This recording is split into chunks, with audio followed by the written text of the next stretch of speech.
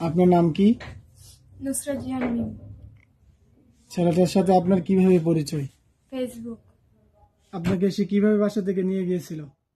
সে বলছে আমাকে বিয়ে করবে, তো বিয়ে করবে বলে সে আমাকে বরিশাল পাথরঘাটা নিয়ে যাও। আসসালামু আলাইকুম রহমতুল্লাহ। আপনারা একটি ছোট ক্লিপ এখনই দেখতে পাবেন। আমি আজকে এসেছি বিশেষ করে আমার মা বোনদের জন্য। মা বোনদেরকে অনুরোধ করব, ফেসবুকে, সোশ্যাল মিডিয়াতে কারোর বাস্তব না জেনে, কারোর সত্যটা না জেনে, কারোর সঠিক আইডেন্টি না দেখে বা না জেনে কারোর সাথে লাভ করার চেষ্টা করবেন না, ভালোবাসার চেষ্টা করবেন না। আজকাল এটা এই সোশ্যাল মিডিয়া ভালোবাসার একটা মাধ্যম হয়ে গেছে। প্রথমেই বলবো যে এইসব না করে বাড়িতে থাকুন, মা বাবাকে ভালো রাখুন, তাদের সম্মানকে বাঁচিয়ে রাখুন। তাদের সম্মান বাঁচানোর জন্য যা যা লাগবে করতে সেগুলো করুন। সোশ্যাল মিডিয়াতে ছেলে হোক বা মেয়ে হোক, এরকম করাটাই তো অন্যায়। এই অন্যায় কাজগুলো আমরা করছি আর আমাদের মা বাবাকে আমরা বদনাম করছি, তাদের সম্মানকে হারিয়ে দিচ্ছি এবং তাদের নাক কাটিয়ে দিচ্ছি।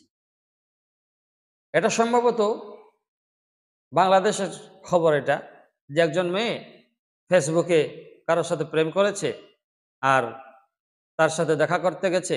যখন তার সাথে দেখা করতে গেছে তখন তার আসল চরিত্র উঠে গেল যে সে নাকি হিন্দু। তার সাথে সে প্রতারণা করেছে।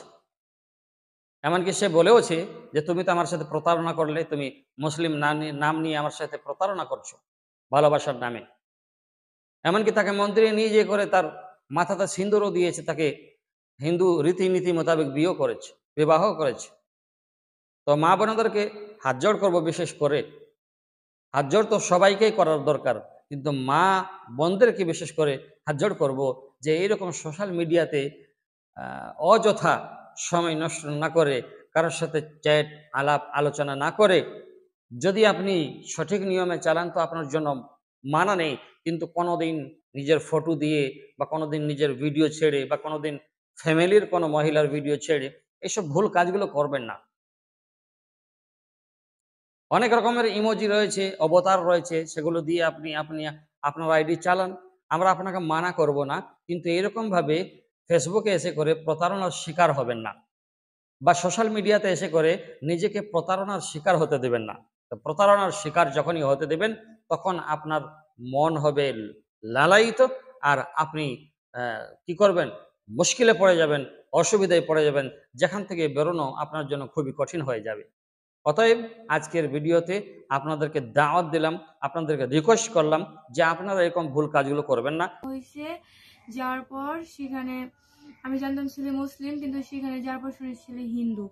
তো ওই কথা জানার পর তারপর আমি তারে আবার আমি জানতাম তার নাম হৃদয়, কিন্তু পরে লাস্টে সে বলে যে তার নাম সুজিত দাস হৃদয়। পরে আমি বললাম যে তুমি আমার সাথে প্রতারণা করলা কেন, আমাকে আমার বাসায় দিয়ে আসো। পরে বলছে না, তোমার বাসায় দেওয়া যাবে না। পরে এই কথা বলছি, বলে বলছে তোমার বাসায় যাওয়া যাবে না। পরে আমি বলছি না, আমি বাসায় যাবো। পরে সে বলে তুমি বাসায় যেতে চাও, তোমার অবস্থা খারাপ হয়ে যাবে। সে আমার ব্রেকমেল করে। এই কথা বলে সে আমার মন্দির নিয়ে সে তাদের ধর্মে মানে পণ্ডিত মশাই দিয়ে বিয়ে। আমাকে ওরা বরিশাল পাথরঘাটা মন্দিরে নিয়ে তাদের ধর্মে পণ্ডিত মশাই দিয়ে সিঁদুর পরিয়ে অনেক কিছু মানে তাদের ধর্মে বিয়ের নীতিতে আমাকে বিয়ে করে।